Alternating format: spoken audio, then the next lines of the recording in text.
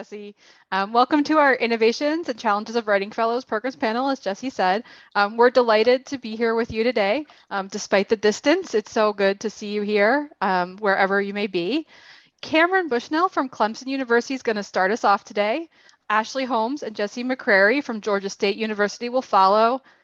I'm Heather Bastian. As Jessie said, I'm from UNC Charlotte, and I'm going to be wrapping it up before we head over to our Q&A. We're hoping to leave about 15 minutes, if not more, for that. So we're going to just jump in and get started right away, and I'm going to turn it over to Cameron. Okay, great. Thanks so much, Heather, for that introduction. And it's so good to see everybody here, and I'm very delighted to be able to talk to you today. So I am talking about a program on Clemson University campus called the Grad WAC Fellows that we started about 4 years ago now. And the program is for non-English TAs who are nonetheless responsible for teaching writing in their classrooms, whether it be lab reports, progress reports, project proposals, whatever it is. And as it turns out, most of these fellows have turned out to be international teaching assistants. And this study sort of arose out of observing them in their classroom and working with them in a seminar. So I'm going to go ahead and share my screen. And I maybe should have done that just a second ago. So my title is designing a racial project for WAC, International Teaching Assistants, and Translational Consciousness that I'm going to talk to you about today. So I'm working from the sort of the premise or the understanding that ITAs are not usually thought of as good, reliable resources, if you will, for writing programs for WAC or WID. In other words, we don't turn to them as experts in writing. But I want to make the argument that ITAs working in intercultural, interlingual positions between two or more languages are really acutely sensitive to the complexities of language and, by extension, to the struggle to write well. And this, I am saying, is the basis for something that I'm calling translational consciousness. And I define that as mindsets habituated to the process of working between languages and cultures, simply. It can be characterized, I say, by several aspects. These three maybe a lot more, but these three I'm sort of highlighting today. So I'm saying translational mindsets are transitional, and they are sort of perspectives of connectedness. And in that way, they are sites of intercultural understanding.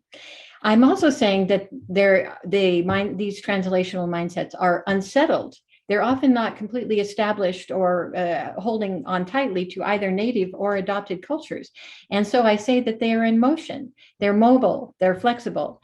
And as an example, I think of my own Pakistani graduate student who speaks in her adopted English in graduate school, but reads in her native language for research, writes her dissertation in English, and then translates it back to Urdu for an invited talk in Islamabad. So very mobile indeed.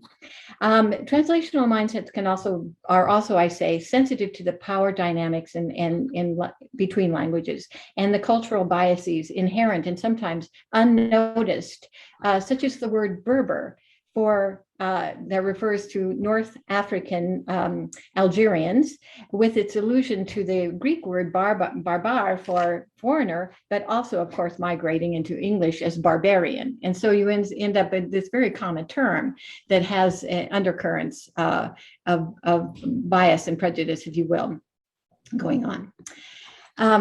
So the history, of course, behind this is that ITAs are often elevated as opportunities for cultural diversity in the classroom.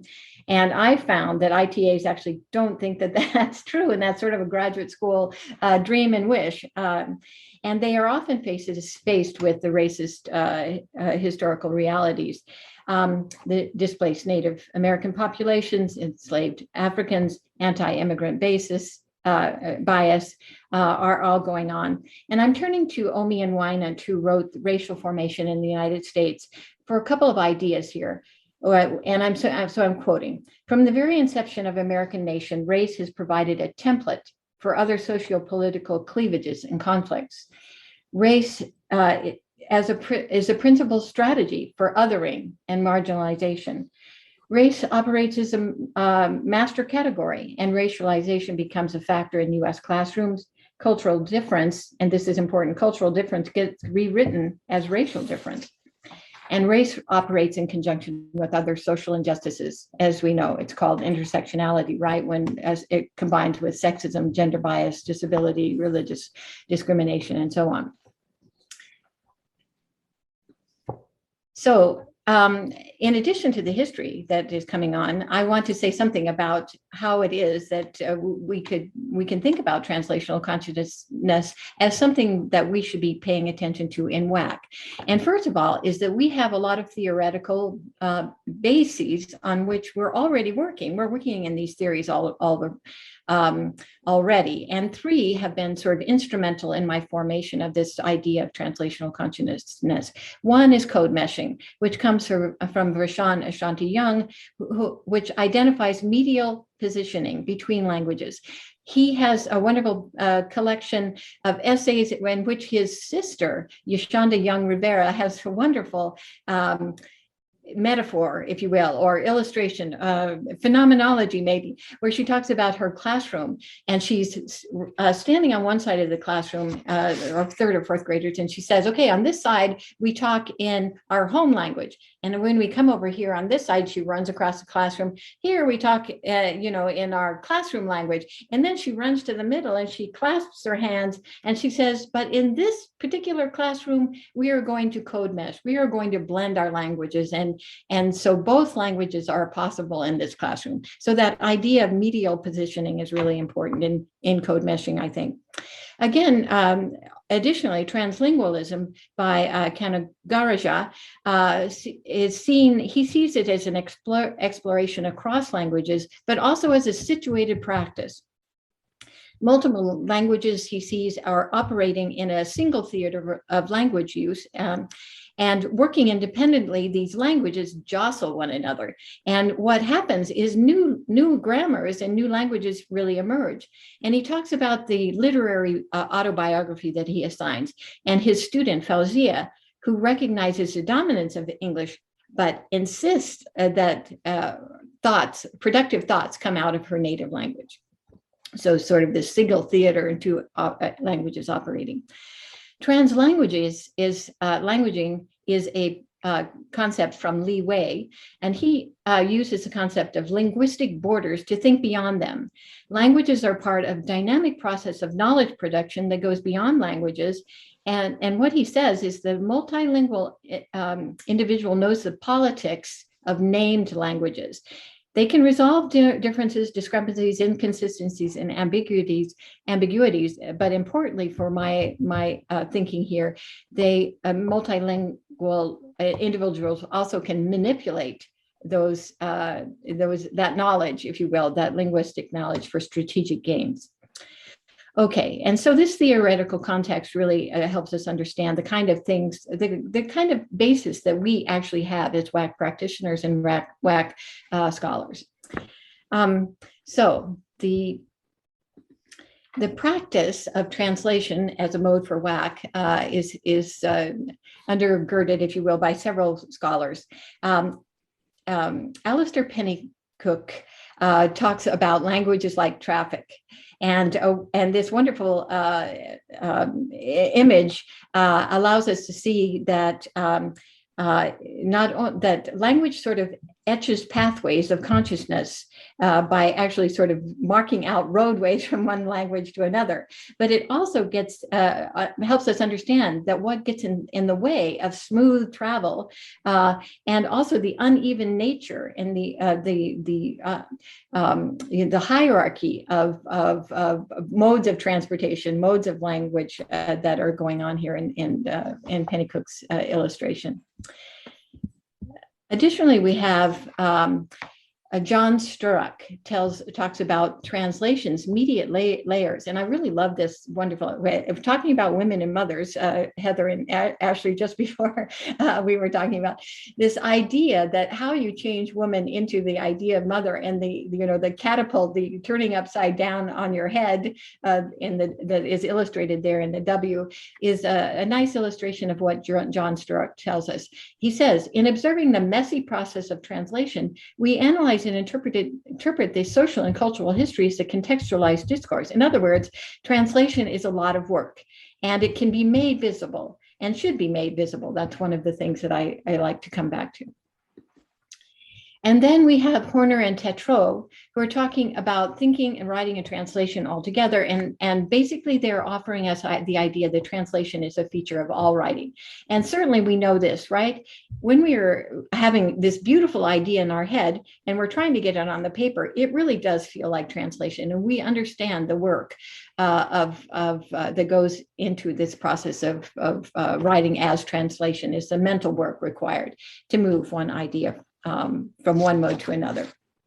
Okay, so that is kind of the practice, if you will. So what is the justification, if you will, for spending so much time on translation? And I would say it's because it is a strategy for consciousness raising. And I have these ideas about translation that I'd like to share with you. So translation is thick. Part of this comes out of my own literary background in post-colonial literature. And Gayatri Spivak, maybe you know of her a little bit, says that translation is really an active side of conflict. But that despite that, let's see. Okay, sorry. It's culturally thick, an active side of conflict, but it is very useful because it requires so much investment, if you will, in both languages. It creates these conditions for a genuinely informed respect for others. So I think this is really interesting. This comes from Anthony Appiah. And one of the things he says, he gives this wonderful example where he says, a word for word translation can't do anything with this African tale. And he says the African tale boils down to a matter which troubles the Akan people, the people of Ganja take to play the Beketi drum. He says, okay, that word for word translation does nothing for us. We have to know that the Beketi drum is used for entertainment, and that the Akan and the Ganja are actually enemies, but this drum for entertainment is actually the key, and that the real better interpretation or translation is something like different people have different attitudes, or different strokes for different folks, right? So in other words, the cultural richness, if you will, that is available through translation, thinking of translation as a thick process or a thick discourse. So translation is a negotiation. Spivak calls again on Melanie Klein, psychoanalyst, who talks about the translation being like the incessant shuttle that is actually life itself, going from understanding the interior, going to your exterior, taking the science from the outside to better understand yourself. And this is really part of process of this shuttling back and forth is really a life's process and a translation process, if you will. So Gentil brings this into the idea of cross-lingual work. And he says it is a constant shuttling between languages within and across modes. And actually, he says it requires rhetorical flexibility, cultural sensitivity, and a brokering skill in negotiating texts. So this idea that translation is a negotiation. Translation is other-oriented. It is, I like to think of it as an ethical entanglement in languages. And we learned from Walter Benjamin that the best translators allow their own language to be powerfully affected by the foreign tongue. And we learn from a novelist who's from Iran. We learn that we actually become different selves in translation, right? That's the part that we sometimes things get lost in translation. And so we actually unlearn, at least partially, our language in our native language in order to make room for ourselves that we become in a new language. So this idea of making room for even an other self, let alone an other person. And then finally, in being unsettled by language, we are conscious of its effects. All right. And then finally, this is the last point about translation. It is attuned to ideology. And Woodward and Shefflin tell us that language carries the rationalizations, expressions, ideas, and common sense understanding of the community's attitudes towards gender, race, nationality, age, and other social issues. And I just have this example from Sharma, who says the STEM fields really, they pose themselves as objective. And this objectivity actually can often further the idea that dominant discourses are singular or standard and universal. But he says that nothing could be further from the truth, and that STEM fields should actually push back against sort of a reductive monolingualism. So I like that idea. All right. So then sort of the conclusion, if you will, or the beginning of the conclusion, is that translational consciousness, I suggest, can become an avenue towards racial consciousness. In other words, one of the reasons we want to note translational consciousness is because it allows us to understand the racial differences that are going on. And so, of course, we learned a little bit about this with Omi and Wynant, but the origins of racial consciousness start with colonialism. And I have this wonderful example from 1950s French-dominated Martinique, where France Fanon writes of the middle-class families there, middle-class Black families, that they would never speak Creole except to their servants. And they ridicule their children for speaking Creole. In other words, the demand for the dominant language is so strong that it's not even possible to relax into your native language. Rosa and Flores, more contemporary, tell us that ratio-linguistic ideologies persist today and attitudes framing racialized subjects, language practices as inadequate for complex thinking processes needed to navigate the global economy. In other words, these ideas of just being that language is an element that indicates your unpreparedness to even act in the global environment. Of course, that even persists in our own field, right? Where we saw African-American vernacular considered inappropriate for professional communication, as Rashawn Young found out in his 2019 4 Cs called for paper that was actually in part in the AAV. And then finally, just to talk about linguistic profiling project, just briefly, it tracks the way that language is used, just exactly like racial profiling, where dialects, accents, and voicings are used to discriminate, such as this situation maybe many of you have read about Fitch and Morgan's study that documented undergraduate narratives complaining about not being able to understand their ITAs, their international teaching assistants, and there's an expectation that actually understanding doesn't require any effort on their part, and this is really the dominant language expectation. I'm sorry, I can't see the chat. You've probably given me the heads up, haven't you? And so I'm on the last point here, and so I would just say, and I'm sorry, this is the disadvantage. Oh, the chat is up here at the top. I'm sorry, Heather, to take so much time. So miscommunication creates unease. I say make use of this unease, and that we as RAC practitioners have in our attention to linguistic difference really have a role in anti-racist activism. All right, thank you very much. And Heather, I'm sorry I missed all your cues, but thank you all very much. I look forward to hearing what you have to say. Thank you, Cameron. Ashley and Jessie, I'm going to go ahead and turn it over to you. All right, thank you. And yes, Cameron, we're all still learning like the details. It's like when you're screen sharing and then you can't see everything. So yeah, I'm right there with you. um, Hi everyone. Thanks so much for being here. And my name is Ashley Holmes, and I'm from Georgia State University, and I'm an associate professor in the English department, and I also direct our Writing Across the Curriculum program. And I have the pleasure of co-presenting today with Jessie McCrary. Jessie, you want to introduce yourself? Yes, also at Georgia State University, I am a coordinator in the Office of Undergraduate Research and Fellowships there. So I work with students frequently on their writing in honors theses, as well as when they're applying for competitive awards.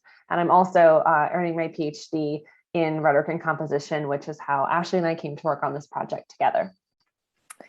So, so we want to talk today about writing fellows at Georgia State, but we want to begin by giving you a little bit of context for our institution and the kind of particulars of our program. So Jessie, you want to start us off? Yes, so Georgia State University is an R1 public institution with giving honoring degrees all the way from associates up to PhD. And we have about 50,000 students across 6 campuses. Ashton and I are located on the main Atlanta campus, which is where we teach bachelor's through PhD level. And then we also have our 5 perimeter college campuses where there are associates programs. So we will be talking today about our WAC fellows, our WAC consultants program, which is our WAC fellows, which is one of the main ways that our WAC program in its current structure, which Ashley will speak about, has been able to sustain and be successful for faculty. So, so our WAC program, it kind of has 2 arms. Well, it has lots of arms, but I'm going to focus on 2. We have kind of the faculty side of things, and then we have the graduate student, WAC consultant writing fellows side of things. So on the faculty side, we offer competitive grants for faculty to apply and do a summer workshop where they're redesigning a course to be writing intensive. And they get a stipend for that work, and we meet and read the John Bean book and all that fun stuff. And then at the end of that, they are offered an opportunity to request a graduate student to serve as an embedded writing tutor in their writing intensive course when they teach it. We can't fund it every time, and now we've had a program around since the late 90s, and so we have hundreds of faculty across campus who've gone through this training. So we can't fund everyone every semester, but we offer them this option. And so the graduate students, all of our writing fellows, who we call WAC consultants at our campus, are graduate students, and they are selected by the faculty members within their home departments. So we kind of do some training for them about WAC pedagogy and how to respond to student writers. They're not TAs, they're not graders, and they're not teachers of record. They're not running the show. They're just working as the consultant with the coordinating instructor. So, so that's a little bit about our program. We hire about 112 WAC consultant positions each year. So it's a large part of the program. They receive a tuition waiver and stipend for that. So kind of framing the research that we're going to talk about related to writing fellows today. Hall and Hughes, this first quote I have here, and by the way, our slides are up on the Whova app, so if you would like to see the sources later. Hall and Hughes tell us what many of us who run WAC programs with writing fellows already know, which is they've become really essential components of a comprehensive WAC program. And that's because, things like the bullets below, writing fellows programs really make a difference in student writing, and writing fellows benefit from strong mentoring relationships with faculty. And we find that to be especially true with graduate students. The graduate students we work with are often coming from departments where they don't get an opportunity to be a TA. There's not a graduate TA program. we're not only their major source of funding, but an important source for kind of pedagogical training and practice if they're interested in the professorate down the line. But in our kind of brief lit review, we were finding that a lot of the literature focuses on relationships between writing fellows and faculty members, the coordinating kind of instructors, or that it focuses on fellows at the undergraduate level, or that it provides strategies related to credit-bearing courses for how you might provide additional, opportunities for your fellows, and those were not options for us. So. So I looked to this last source here, the Simpson et al., which is really right in the pocket of what we're interested in doing. They really argue in this piece about ways to create a culture of communication. They were looking at STEM fellows at the graduate level.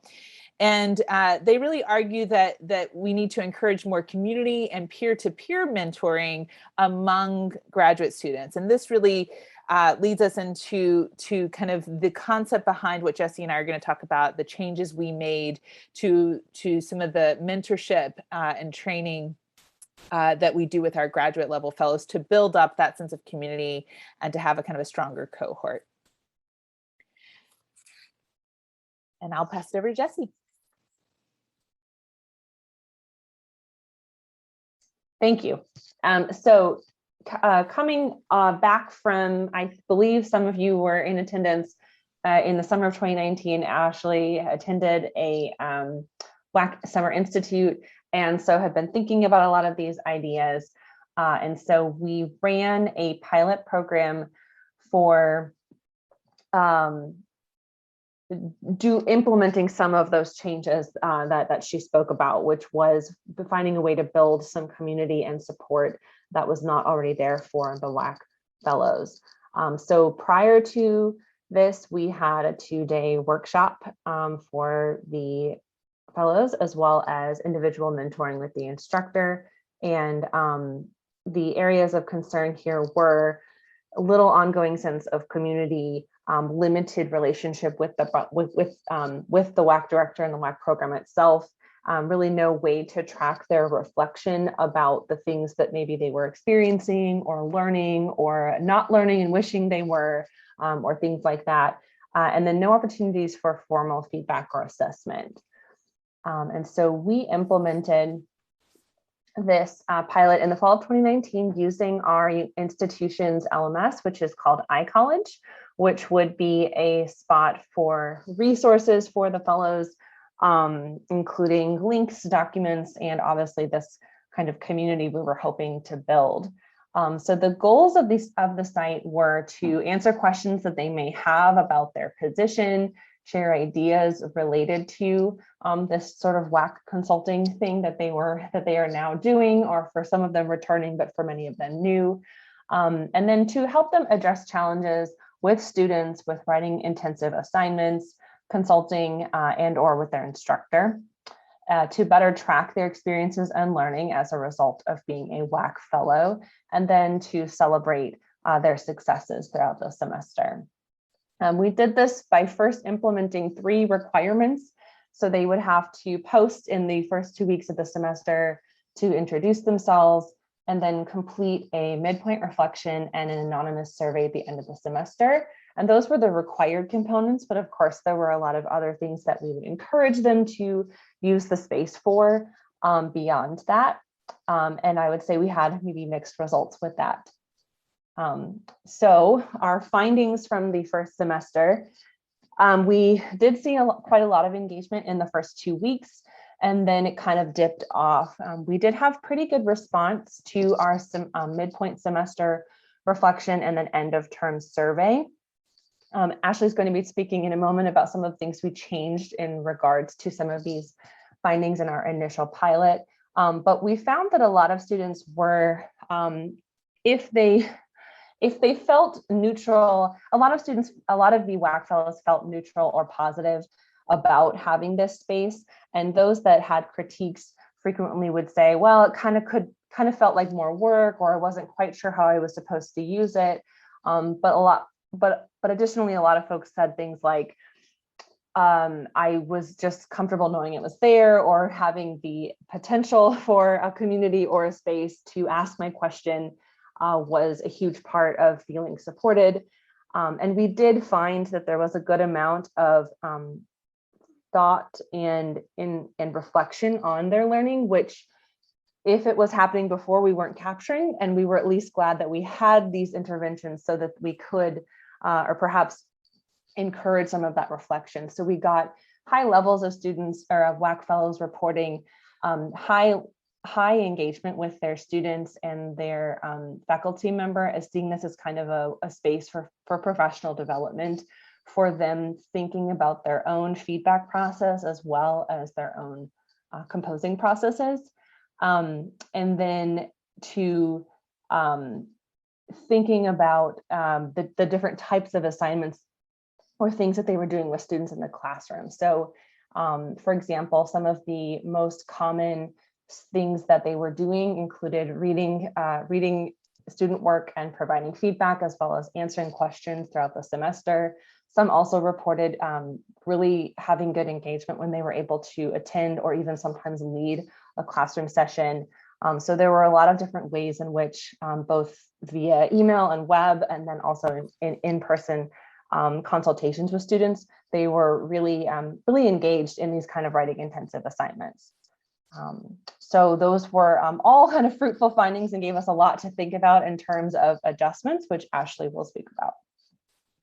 Thanks, Jessie. And so we counted the pilot semester as a success, and some of the I think pushback is really too much to call it, but the few comments that were a little saying things like this felt like additional work.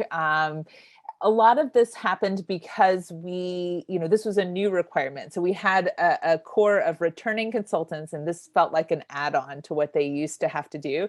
Now we're like 2 years in, and it's just what we do as part of the job. So I think a little bit of that was growing pains, introducing a new thing. And then we've also tried to streamline it, taking into account that feedback. And so one of the first changes we made coming out of the pilot and into spring 2020 was that we kind of tried to give more options for how to use that discussion board space. We kind of left it real open at the beginning. We're like, just introduce yourself in the first 2 weeks. And we tailored that into saying things like, introduce yourself, and if you're new, ask a question.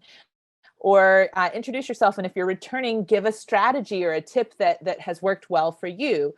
Or post a picture of your pet or something like that.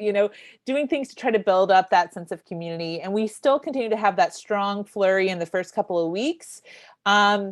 We continue to see it drop off, but as Jessie said, we hear from consultants in the surveys that they appreciate knowing it's there, having that space, even if it's not real active throughout the semester. In the midpoint with that reflection, it used to be we gave them a series of questions prompted. It was a MS Word document that they were uploading to a course kind of site, even though we weren't a course. And so it felt like, I think, like an assignment or an essay for them. And so what I did was pull those prompted questions into an online form with text boxes. They're probably writing about the same amount of content. I only asked for about a page or two the first time around anyway. And so we're still getting the same data, but it's actually a little bit perceived as an easier task because they can just click a link and fill out the form. And then it also allows us to quickly identify and compare feedback across the set of questions. If there's any problems, we have a real pointed question. Is there anything you need the WAC director to kind of respond to you about immediately? And then lastly, having this survey mechanism in place, several of us were at the assessment workshop yesterday. This was a first foray into assessment. And what I found is that having it in place, not only are we collecting data, but then when, COVID hit and we had the pivot to online, we could easily collect a whole set of data around that. We already had a mechanism for saying, like, how did this impact your work as a WAC consultant? And we just added a series of questions to collect some data that we could report out. Okay, so here at our last slide, I just want to say a few things about overall successes and our additional hopes for the future. You know, this has become kind of the course site has become kind of a hub or a home base for the WAC consultants. We didn't really have that prior to that. And so we're building out more resources, most especially now that we're running training online, and students are more comfortable going to that space because that's where we all are, you know, in COVID times. So changes from the pilot suggest that having the online community and that peer-to-peer mentorship is valuable. That midpoint reflection helps fellows identify their learning and growth from the experience. We see these as all positives. And the end of semester survey is really a valuable form of program assessment. We are capturing more of what the graduate fellows are doing out in the classrooms that we weren't really capturing before. It was more anecdotal. And so the success of that fellows pilot gives us the confidence to expand assessment to other parts of the WAC program. So even though we're a long running program, we've gone through different kinds of assessment over the years under my directorship for the past 3. We're just kind of expanding out our assessment. So this has been a positive step and a manageable approach to assessment. So I look forward to talking with you all more. Jessie and I look forward to talking to you more in the Q&A. And thank you. Yes, we've got our works cited up there. And we'll pass it over to Heather. Yes, which is also available, as Ashley said, in the share spot. All right, thanks. Slides. I am going to be shifting gears a little bit here to be talking more about preparing faculty to work with writing fellows in their teaching and courses. So thank you for joining us. As I mentioned before, I'm Heather Bastian, and I serve as the Associate Director of Communication across the curriculum, or CXC for short. The main goal of my presentation is really to walk you through a hybrid process that I developed to help prepare faculty to work with writing fellows. And we call them communication consultants in CXC. So I'll call them consultants moving forward, much like Ashley and Jessie. But before I get into the details, I do want to just talk about why it's important to prepare faculty to work with fellows and to support faculty when you do that. And then to just provide some context for CXC, because we're all in different institutions and they all look differently. So to begin, Writing Fellows Scholarship has noted the importance of sort of carefully selecting and preparing faculty to work with consultants. The selection and preparation varies at different institutions, but drawing from this literature, 2 things are pretty clear to me. First, integrating fellows into teaching courses is central for successful collaboration. And here the key word is integration. This isn't an addition to a course, really thinking about how do you integrate a consultant into course design, into assignments, and into teaching practice. So really thinking about that integration has become important for me. And then the second thing that kind of becomes clear, I think, in this literature is that careful planning is central to integration. Integration doesn't just happen. Even if faculty have mindsets and beliefs that lend themselves well to working with a consultant, they really still need some kind of support throughout the planning process to make it be a successful collaboration. And integrating consultants has been a challenge that I face, and maybe many of you face in your writing fellow programs. I find it relatively easy to get faculty members to add a consultant to a course, but to actually integrate it, to get it to change what they're doing in their teaching can be somewhat difficult.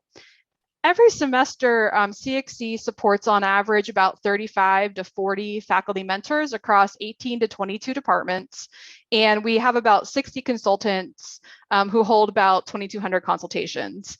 Our consultants are usually undergraduate, primarily undergraduate, and they're embedded in our upper division writing and oral intensive courses. These are our W&O courses, and a second year critical thinking and communication course. So that's where they are in our courses. At a minimum, we require that consultants meet at least twice with students outside of class for either one-on-one or small group consultations. And most faculty did this. Not all of them did it, but most of them sort of did this sort of minimum expectation that we had.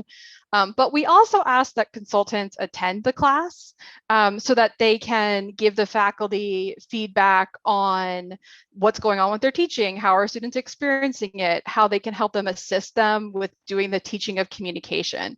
And that kind of collaboration seemed especially hard for faculty, and it was really underutilized as a result. So I saw this as a real growth area for our program. I was somewhat surprised to encounter these challenges because much like Ashley and Jessie's program, we connect our consultants to faculty development. They're connected to faculty development activities. So they've already done some work to integrate the teaching of communication into their course. And they either do this through participating in a CXC departmental curriculum consultation that's based on the WEC model, or they've completed one of two academies, the W&O or the LBST one. And these are really intensive learning experiences where they revise their course to integrate communication, and they also have a consultation with us. So they've met with us one-on-one to talk through it.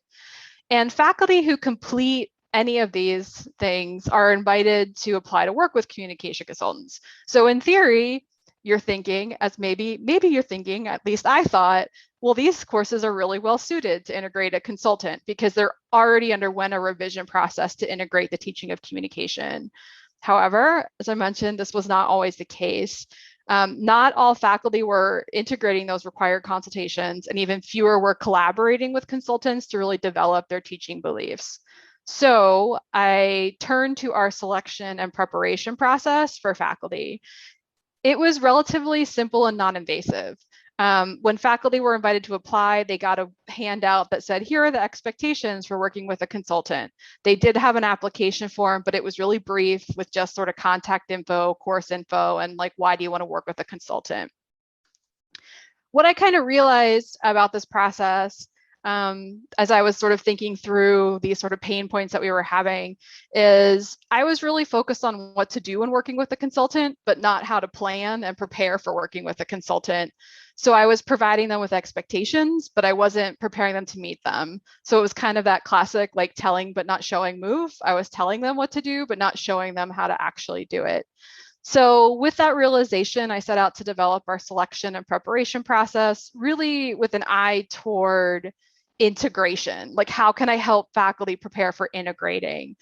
So for the remainder of the presentation, I'm going to walk you through the revised process, and it includes a digital application, a face-to-face information session that can be in person, but was easy to put on Zoom, online learning module, a digital consultant integration plan, and then a face-to-face hands-on workshop that can be face-to-face, in person or on Zoom. So those are the different elements of the process. So the revised process application, it still asks, and this is a Google form, we're a Google campus, so it makes things kind of nice and easy that way. It still asks for that contact and course info, but now it includes two questions. One is focused on the how and the other one on the why. So I have my first question is identify at least 2 ways you plan to integrate a consultant in your course. One way must be those 2 required consultations, and then explain why they want to work with a consultant. So I really wanted faculty to start thinking early about how they were going to integrate the consultant. And you'll notice one way was to make sure that they get those 2 required consultations actually in there, because that's what gives us our numbers, and whether we like it or not, numbers are what gets us funding. So I needed those numbers. I also introduced a 30-minute information session for faculty who were new to working with consultants, but all faculty and all applicants are invited to attend. New faculty have to attend, it is required. The session mostly reviews expectations and the logistics of selecting and hiring consultants, but we mostly spend a lot of time on Q&A, just sort of working through questions that they have. If faculty can't attend the info session, they have to meet with me one-on-one, where I basically go through the same thing. Our attendance rates, just so you can get a sense of what this looks like, over the past 4 semesters, in fall 19, we had 9, spring 2020, we had 13, fall 2020, 9, and then spring 2021, 6. We generally have about 2 to 3 faculty who meet with me one-on-one as well. So these are all faculty who are new or thinking about working with consultants. So, decent attendance for these things. Now sort of the real meat, or the thing that I'm most excited about, or was excited to develop, is this online module. So after they apply, I look at it, it looks like it's reasonable, we have money to give them to fund them. They are asked to complete an online learning module. It's called the Course Planning for Integrating a Consultant. This is on we have Canvas as our LMS. This is a resource site that they all have access to, but the module is primarily designed for faculty who are new to working with consultants, although everybody has access to it. The module itself involves watching 2 videos, and it also involves submitting a consultant integration plan. So as stated in the module overview, we ask that faculty who haven't worked with consultants complete it and submit their integration plans prior to the start of the semester. So this is before they actually start working. Submission is currently encouraged, but not required. It is required as of yesterday. I sent the email saying we're requiring this of everybody. So it is now required. We ask that faculty resubmit the consultant integration plan every 4 semesters if they're going to continue working with a consultant. So there is some follow-up there. And you'll notice here, we do have our incentive, and that is that preference for future consultant placements will be given to faculty who submit the consultant integration plan. So that's our carrot. In terms of the first video, this is really sort of a review of faculty expectations. It's a review of the information session. It's only 4 minutes long. It's not very long, and it's really about, remember, these are the things that we have expectations, and this is what you're going to do if you work with a consultant. I also have that handout here that outlines those expectations. This is the only thing they used to get, like if they were working with a consultant. So you can see I've built it up a lot, but it's also here.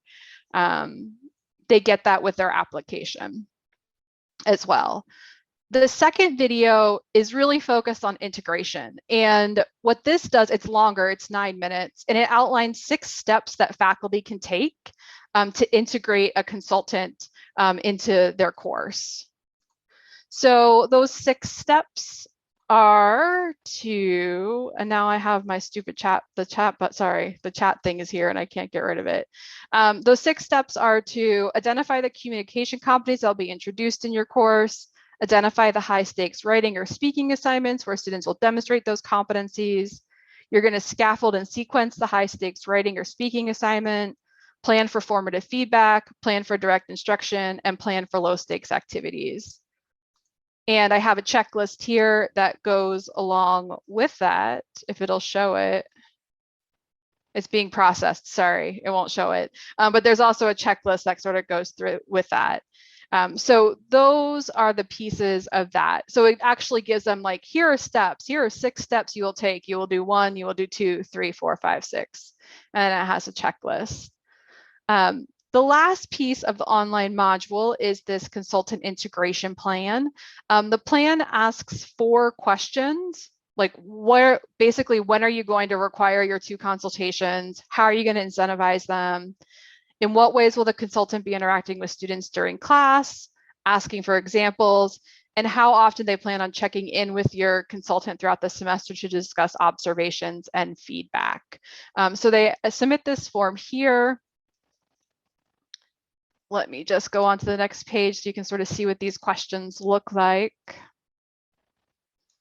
You'll notice before each question, I provide just a little bit of context, like requiring consultations. We ask that you require all students to meet with your communication consultant for at least 2 consultations. We recommend that one be early in the semester and one later in the semester. So it's providing a little bit of context, like with their answers there before they give those. So after faculty submit these plans, I do give feedback on every single plan. I read every plan, I give feedback on them.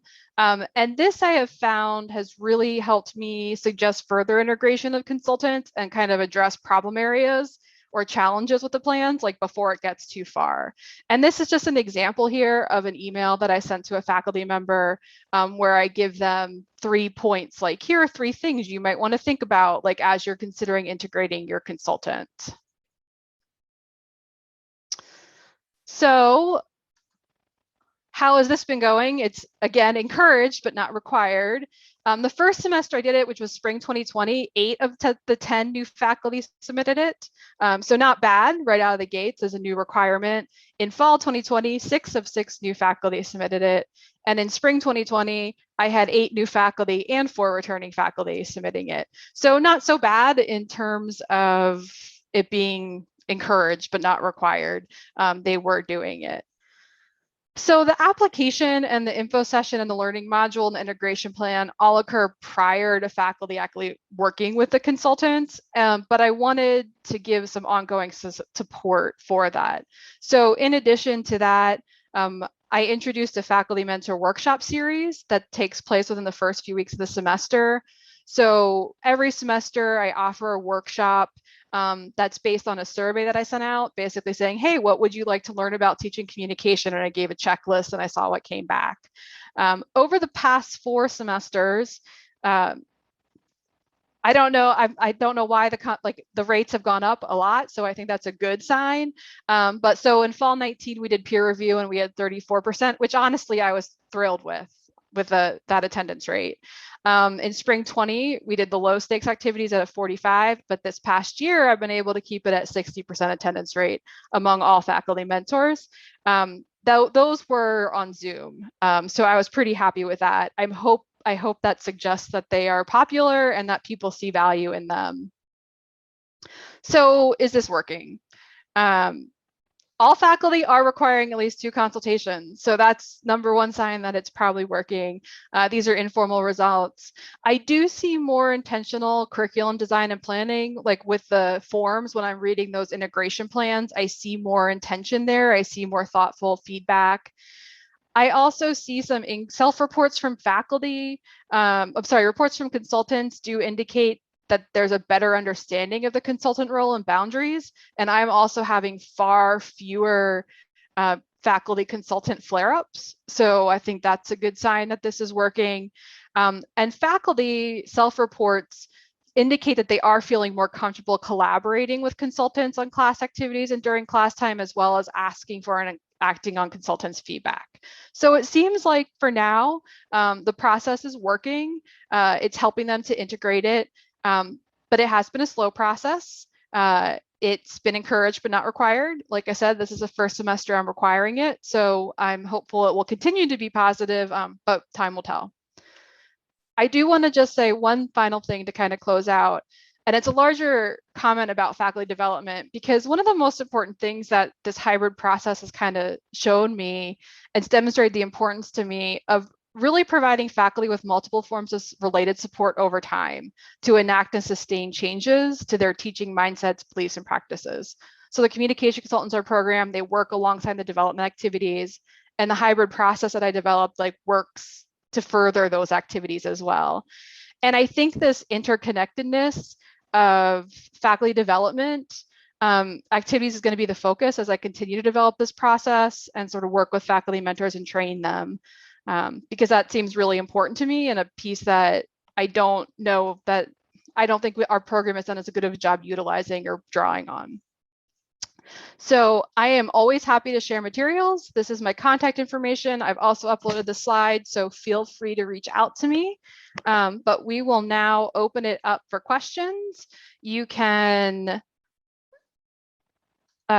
raise your hand to ask a question. You can type in a question. You can unmute and ask a question, however you would like to participate. We're happy to question. So what are some effective examples of how faculty have integrated fellows beyond the required one-on-one meetings? So do they lead workshops with faculty? Yes. So some of the effective integration that I've seen is we train our consultants to do this work with faculty.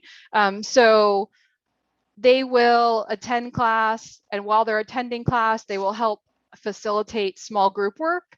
And by that, what that means is the consultant will go around and help with the communication aspect. So are the group members talking to each other? And then the faculty member can focus on the content that's being discussed. So they can help with that sort of co-facilitation of small group work. They also have been pretty successful with doing mini lessons. They're like 5 or 10-minute lessons that build on an aspect that the faculty has already taught. So the faculty introduces something and they give the student perspective on this type of thing that they taught. So we do a lot of mini lessons.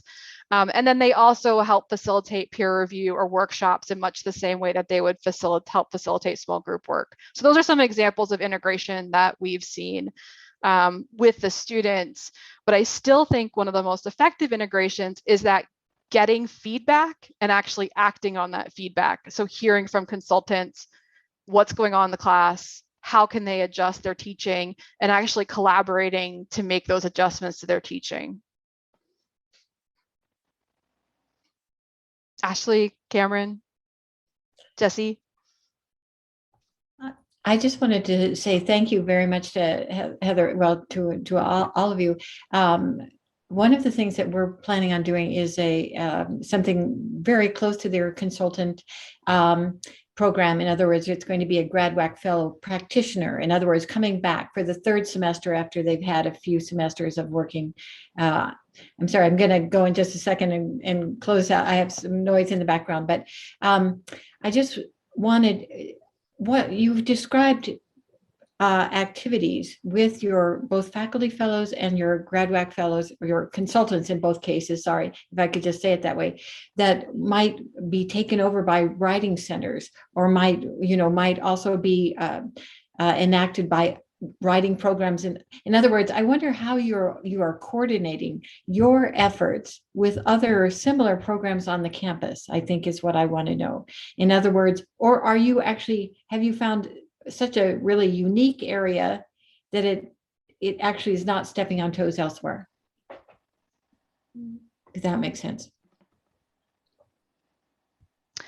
Ours might be something to do with size. We're also a huge university. We're not 50,000, but we're 30,000 students. So I think there's so many needs, and the pools aren't deep enough anywhere. So I don't see as much stepping on toes.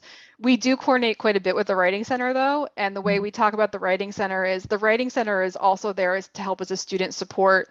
So we train our consultants to refer to the Writing Center as well for additional assistance. So it's not a different, they do the similar thing, but they're a different place where you can get additional support. So that's kind of how we deal with that. Yeah. I do think the niche that the fellows fill on our campus is that in-class faculty development support. And I don't see that elsewhere in other resources, especially student resources. Well, our Writing Center does the embedded tutors. That's how come I asked. So they're not in our Writing Center. Yeah. So it would require, I think, a different kind of conversation here on this campus. Yeah, it's a good question though, Cameron, because it is, how do you tease out these entanglements and overlaps and try to take advantage rather than step on toes? And we do the same thing. We invite, we don't have embedded tutors through our center, but we have the Writing Center come and speak to our consultants, and we put up a resource for faculty so that we can kind of work together. But it is a more kind of focused course-based support that the consultant is offering, as Heather was describing. And hearing you speak, Heather, it's given me so many ideas. I am now remembering back to the summer that I borrowed a few of these early ideas and have started implementing a faculty form and asking some more questions, but it's challenging me again to take it one step further. I really appreciated the way you talked about kind of the multiple forms of support over time, because I feel like right now I get faculty right when they apply to be a WAC grant recipient. They have a lot of energy and they redesign their course, and then I feel like I don't have a continued support system for them. We offer workshops, but it's real spotty attendance. And so anyway, I like this idea of kind of layering it and thinking about different needs that they have over the years, because we kind of blast them with a lot of content early. And now I'm like, well, maybe we need to kind of spread that out in tidbits over time. So thank you. Yeah, it's really great. Yeah, that's what I'm interested in too, is sort of thinking about, because we blast them and we're like, here's all the stuff you need to know. And then we're like, go do it. So I've been thinking more of fellows in terms of faculty development support than student support, because I feel pretty confident that my consultants are doing a great job with students. Like, I feel very confident in that. I feel confident in their training. The piece that I really think is underutilized is that faculty development and support piece. And it seems like this is a great resource to double dip with. Not that that's not without its complications, but. And how do both of you, your programs actually recruit faculty? Where is your go-to place for finding faculty that are interested in? I mean, obviously the stipends, I realize, and the embedded tutors is its own advantage. I agree that, but where do you what faculty are you getting to really be interested in your program? For Georgia State, we are housed, WAC is reports up through the Teaching and Learning Center. And so it's really wrapped into a lot of the Teaching Learning Center sends announcements, has grants and fellowships that are all teaching and faculty development focused. And so we are just kind of one piece of that. And then we also have a great reputation that really precedes my directorship.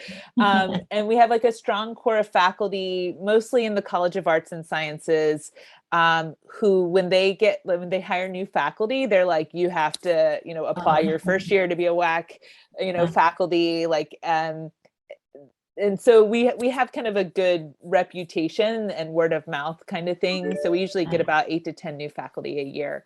Nice. What about you, Heather?